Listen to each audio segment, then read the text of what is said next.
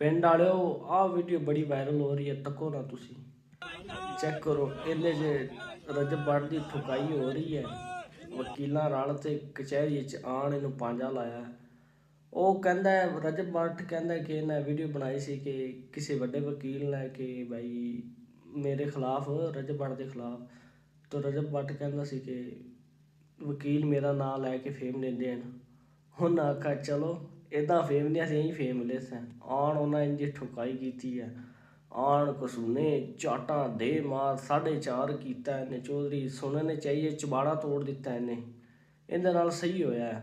ਇਹ ਕਰਾਚੀ ਗਿਆ ਸੀ ਤਰੀਕ 'ਤੇ ਨਦੀਮ ਨਾਨੀ ਵਾਲਾ ਤੇ ਆਣ ਇਹਨੂੰ ਵਕੀਲਾਂ ਇਹਦਾ ਇਸਤਕਬਾਲ ਕੀਤਾ ਕਸੂਨਾਂ ਨਾਲ, ਚਾਟਾਂ ਨਾਲ ਤੇ ਮੁੱਕਿਆਂ ਨਾਲ।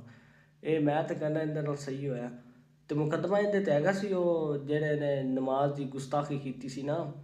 ਨਮਾਜ਼ ਪੜ੍ਹ ਰਿਹਾ ਸੀ ਤੇ ਵਲੋਗ ਵਿੱਚ ਗਲਤ ਗੱਲਾਂ ਕੀਤੀਆਂ ਸੀ, ਤਾਂ ਉਹਨੂੰ ਇਹਦੀ ਤਰੀਕ ਹੈਗੀ ਸੀ ਤੇ ਤਰੀਕ ਭੁਗਤਣ ਗਿਆ ਤੇ ਨਾਲ ਹੋਰ ਵੀ ਸਾਹਬ ਦਾ ਭੁਗਤਿਆ। ਸਾਹਬ ਦਾ ਵਕੀਲਾਂ ਦਾ ਆਖਿਆ ਕਿ ਬਾਈ ਆ ਜਾ ਤੈਨੂੰ ਲੈਣ ਚਲਾਈਏ। ਸਹੀ ਇਹਦਾ ਘੁਟਾਪਾ ਕੀਤਾ ਇਹਨੇ। ਲੇਕਿਨ ਜਿਹੜਾ ਕੰਮ ਗਲਤ ਹੈ ਉਹ ਗਲਤ ਹੀ ਹੈ, ਜਿਹੜੀ ਗੱਲ ਗਲਤ ਹੈ ਉਹ ਗਲਤ ਹੀ ਹੈ। ਇਹਨੇ ਇਸਲਾਮ ਦੇ ਬਾਰੇ ਗਲਤ ਬਿਆਨੀਆਂ ਕੀਤੀਆਂ ਤੇ ਇਹਦੇ ਨਾਲ ਇੱਦਾਂ ਹੀ ਹੋਣਾ ਚਾਹੀਦਾ ਸੀ। ਇਹ ਫੈਮਿਲੀ ਵਲੋਗਰ ਹੈ, ਫੈਮਿਲੀ ਸ਼ੋਅ ਕਰਾਉਂਦਾ ਕਰਾਵੇ, ਲੇਕਿਨ ਇਸਲਾਮ ਦੇ ਬਾਰੇ ਤਾਂ ਨਾ ਗੱਲਾਂ ਕਰੇ ਨਾ।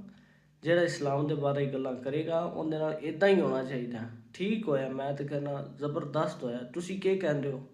ਸਹੀ ਹੋਇਆ ਕਿ ਗਲਤ ਹੋਇਆ? ਦੱਸਣਾ ਜੀ ਲਾਜ਼ਮੀ ਮੈਨੂੰ, ਠੀਕ ਹੈ ਨਾ। ਓਕੇ ਹੋ ਗਿਆ, ਲਵ ਯੂ ਹੋ ਗਿਆ। ਹੱਸਦੇ ਵਸਦੇ ਰਹੋ, ਆਬਾਦ ਰਹੋ, ਖੁਸ਼ ਰਹੋ। ਚੱਕਰ ਲਾਇਆ ਕਰੋ ਆ ਕੇ ਲਾਈਵ 'ਤੇ ਵੀ।